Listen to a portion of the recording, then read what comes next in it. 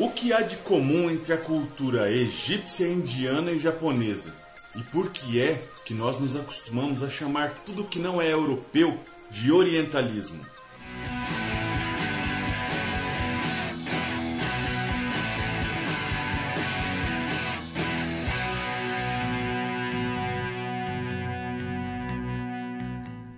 A utilização do termo orientalismo surgiu a partir do contato de populações que viviam na Europa com outros povos que tinham costumes, hábitos e cultura diferente dos europeus e que viviam em regiões a leste do globo terrestre, a partir de uma perspectiva que tem como referência o próprio continente europeu. Para que isso ocorra como generalização, é importante que o Ocidente se reconheça a partir dos seus hábitos, costumes e cultura compartilhada entre os povos europeus como uma civilização. E essa é uma perspectiva ou visão etnocêntrica, visto que o conceito de Ocidente emerge como uma expressão carregada de uma superioridade cultural em detrimento dos outros povos analisados. De fato, o Ocidente existe, seja a partir de uma construção de uma realidade política social, seja a partir de um discurso, existem características comuns que nos fazem acreditar e compreender que o Ocidente existe, seja real. Mas o tom de comprovação fica ainda mais concreto quando ele é comparado com uma outra realidade, que também é generalizante e que muitas vezes foi constituído como um discurso do que é ou do que viria a ser o Oriente. E essa é uma ideia que faz parte do imaginário europeu desde a Idade Média, mas que se tornou ainda mais evidente após as ações imperialistas, tanto da Inglaterra quanto da França, durante o século XIX. Nesse sentido, o Oriente ou o orientalismo nos é apresentado como uma prática ou um discurso homogeneizante e que engloba centenas de povos e culturas diferentes. Isso porque o Oriente não pode ser ressignificado como uma civilização, como no caso do Ocidente, dadas suas particularidades culturais, já que é formado por centenas de culturas diferentes, e tampouco como região, já que o que nós reconhecemos como Oriente é formado por territórios vastíssimos de dois continentes gigantescos, a Ásia e a África. Então perceba que o que a Europa passou a chamar como Oriente e denominar como uma região selvagem e mítica era nada mais nada menos do que as antigas áreas coloniais já conhecidas pelos povos europeus e que foram incorporadas à administração europeia definitivamente a partir da Revolução Industrial. Segundo o Edward Said, um grande estudioso do Oriente e do orientalismo, esse termo, orientalismo, deve ser pensado a partir de três perspectivas.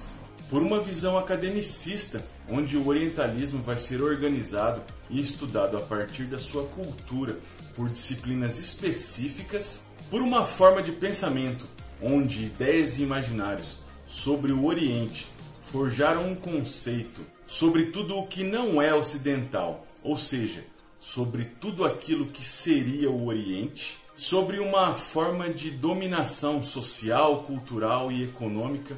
que vem sendo aplicada a partir do século XIX, onde se constrói e se negocia o que é o mítico, o arcaico, o selvagem, e que se supõe ser diferente de uma visão ocidental de racional, progressista e moderno. Outro ponto que deve ser destacado nesse estudo é justamente a utilização da cronologia histórica comum na maioria das escolas do Brasil e de todo o Ocidente, que ressalta essa generalização do Oriente e que reforça essa dominação, entre aspas, do Ocidente sobre o Oriente. A pré-história, a história antiga, a história medieval, moderna e contemporânea julgam a própria trajetória europeia sem levar em consideração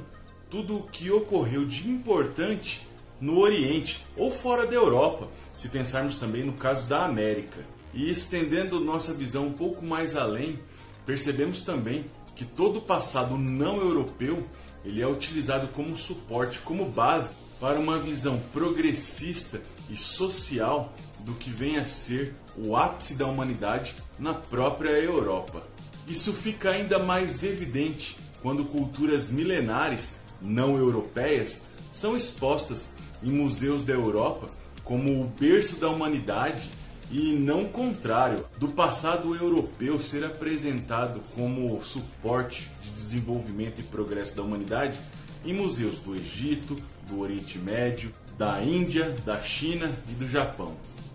Assim, o orientalismo é caracterizado genericamente por suas características primitivas, agressivas, despóticas, violentas e até sensuais, rivalizando então com tudo aquilo que é o oposto na Europa, já que esse é o parâmetro com o qual o Ocidente é constituído e construído com o oposto desses estereótipos criados, fornecendo assim condições inexatas e imprecisas para julgar quem poderia ser superior e quem poderia ser inferior.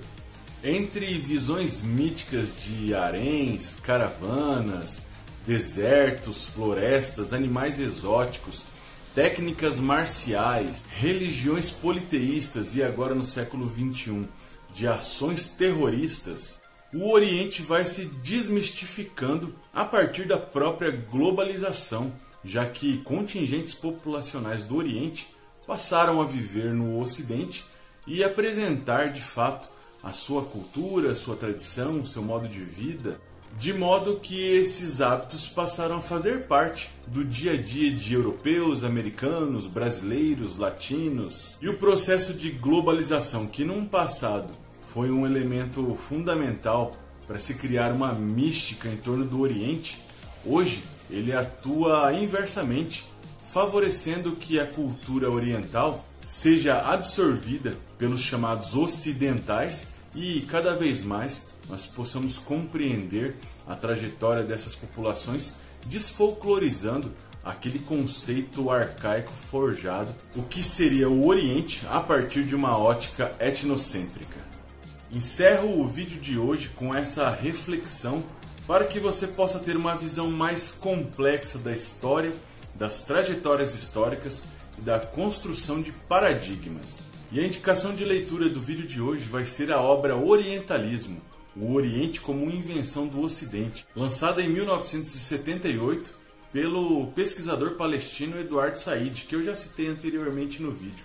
É uma obra fundamental para que você tenha essa visão dinâmica e panorâmica sobre a construção do que vem a ser o orientalismo. E o mais interessante, que é a partir do olhar, da ótica, da visão de alguém que vive isso constantemente, já que é um dito pensador oriental, o que valoriza e enriquece ainda mais essa leitura. Então, se você gostou do vídeo, recomenda para um amigo, para um colega, para um professor, para alguém que goste desse assunto, para alguém que venha se interessar por esse tema. Se você gostou desse vídeo, não deixe de se inscrever no canal, porque semanalmente eu posto um vídeo de história e uma vez por mês um vídeo de história com música. O objetivo aqui é sempre fornecer para vocês uma visão diversificada da história e que promova uma reflexão a partir dessa discussão para que você esteja ainda mais preparado para provas vestibulares ou simplesmente para ter mais conhecimento. Então, é isso aí. Muito obrigado se você ficou até aqui. Eu agradeço se você assistiu até o final e aguardo você na próxima semana. Beleza? Então, valeu, muito obrigado. Tchau, tchau!